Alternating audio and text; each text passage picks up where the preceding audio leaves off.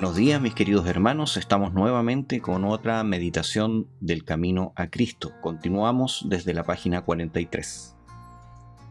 Si percibís vuestra condición pecaminosa, no aguardéis hasta haceros mejores a vosotros mismos. ¿Cuántos hay que piensan que no son bastante buenos para ir a Cristo? ¿Esperáis haceros mejores por vuestros propios esfuerzos? ¿Mudará el etíope su piel y el leopardo sus manchas? Así también podréis vosotros hacer el bien estando habituados a hacer el mal. Mis queridos hermanos, en esta parte es vital que entendamos que estamos habituados a hacer el mal. Eso significa que el mal no nos molesta, no nos produce esa conciencia de que como que no deberíamos hacerlo. La conciencia ya no trabaja cuando estamos habituados a hacer el mal. Únicamente en Dios hay ayuda entonces para nosotros. No debemos permanecer en espera de persuasiones más fuertes, de mejores oportunidades o de tener un carácter más santo. Nada podemos hacer por nosotros mismos. Debemos ir a Cristo tal como somos. Pero nadie se engaña a sí mismo pensando que Dios, en su grande amor y misericordia, salvará aún a los que rechazan su gracia. La excesiva corrupción del pecado puede medirse tan solo a la luz de la cruz. Cuando los hombres insisten en que Dios es demasiado bueno para desechar al pecador, entonces miren al Calvario. Este es un error común, mis queridos hermanos, que nace en la mente de que nadie va a perderse, que todos van a ser salvos. ¿Acaso Dios está obligado a salvar a alguien que continuamente y vez tras vez rechaza sus llamados, rechaza su gracia? Bueno, miren al Calvario para que obtengan la respuesta. Si Cristo cargó en la culpa del desobediente y sufrió en lugar del pecador, fue porque no había otra manera en que el hombre pudiera salvarse. Porque sin ese sacrificio era imposible que la familia humana escapase del poder contaminador del pecado y fuera restituida a la comunión con los seres santos. Era imposible que volviera a participar de la vida espiritual. El amor, los sufrimientos y la muerte del Hijo de Dios, todo atestigua la terrible enormidad del pecado y prueba que no hay modo de escapar de su poder ni esperanza de una vida superior, solamente sino mediante la sumisión del alma a Cristo. Y repito la palabra, mediante la sumisión del alma a Cristo. Eso es entregarse por completo, darse por vencido, que existe una manera en la cual nosotros mismos y por nosotros mismos podamos ser salvos. Algunas veces los impenitentes se excusan diciendo, de los que profesan ser cristianos. Escuchen bien, me ha pasado, he escuchado a algunas personas decir esto. Soy tan bueno como ellos. No son más abnegados, sobrios, ni circunspectos en su conducta que yo. Les gustan los placeres y la complacencia propia tanto como a mí. Así hacen de las faltas ajenas una excusa para descuidar su propio deber.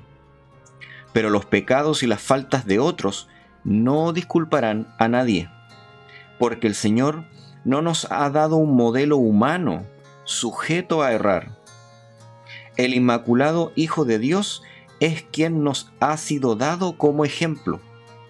Y los que se quejan de la mala conducta de quienes profesan ser creyentes debieran presentar entonces una vida mejor y ejemplos más nobles.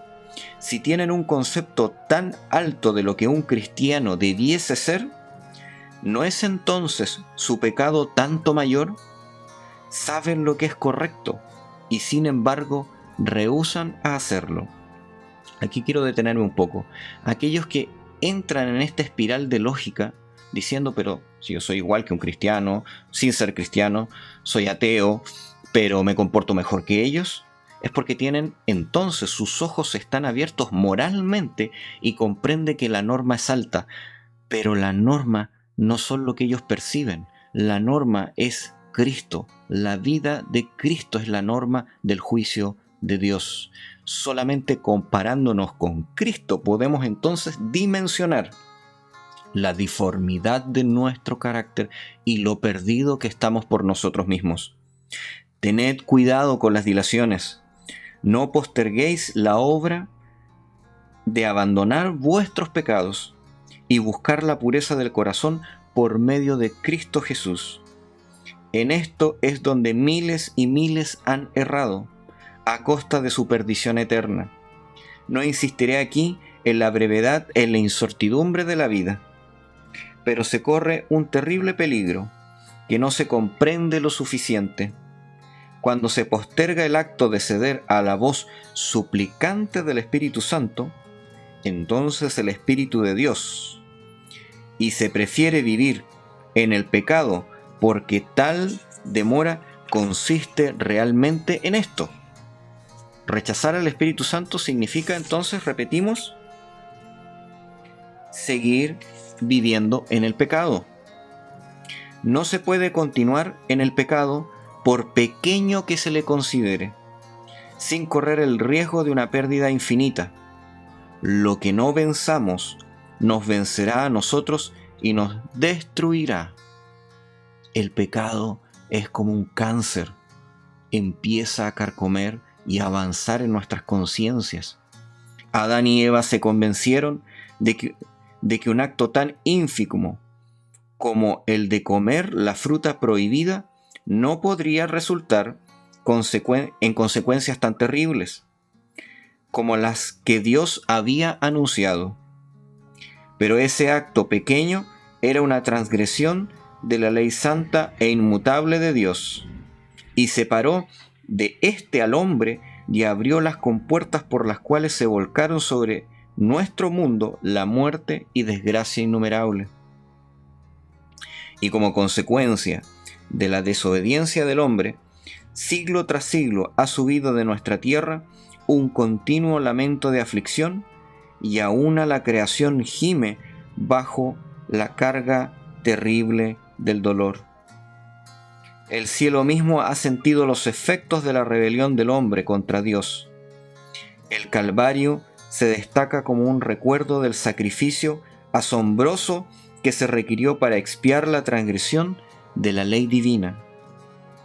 No consideremos, pues, entonces el pecado como cosa trivial. Toda transgresión, todo descuido o rechazamiento de la gracia de Cristo obra indirectamente sobre nosotros, endurece el corazón, deprava la voluntad, entorpece el entendimiento y no solo os vuelve menos inclinados a ceder, sino también menos capaces de oír las tiernas súplicas del Espíritu de Dios. Muchos están apaciguando su conciencia, inquieta en el pensamiento de que pueden cambiar su alma, su mala conducta, cuando ellos quieran, de que pueden tratar con ligereza las invitaciones de la misericordia y sin embargo seguir sintiendo las impresiones de ella. Piensan que después de menospreciar el espíritu de gracia, después de echar su influencia del lado de Satanás, en un momento de extrema necesidad entonces pueden cambiar su modo de proceder. Pero esto no se logra fácilmente. La experiencia y la educación de una vida entera han amoldado de tal manera el carácter que pocos desean después recibir la imagen de Jesús. Aquí, mis queridos hermanos, termino con esta parte. Muchos creen que pueden, antes de morir, en el último momento arrepentirse, siendo que han rechazado toda su vida a Cristo. Hay momentos en que esto sucede, pero en algunos casos esto no es así. En nuestros últimos momentos de vida cosecharemos todo lo que habemos plantado durante ella. Muchos no sienten la inclinación a arrepentirse, y de hecho muchos bajan al descanso en un accidente y no tienen tiempo de arrepentirse. Nuestra seguridad es en arrepentirnos hoy.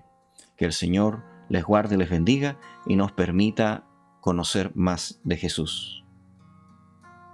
Recuerden, si les ha gustado, denle like, compartan, suscríbanse y pueden mirar más contenidos aquí. También pueden suscribirse y ayudarnos por Patreon, por PayPal, en la parte de abajo y en la barra de comentarios. Y también pueden seguir estudiando las meditaciones del Camino a Cristo, los capítulos pasados, por acá. Que el Señor les guarde y les bendiga. Mosca del mal. ¡Muérete!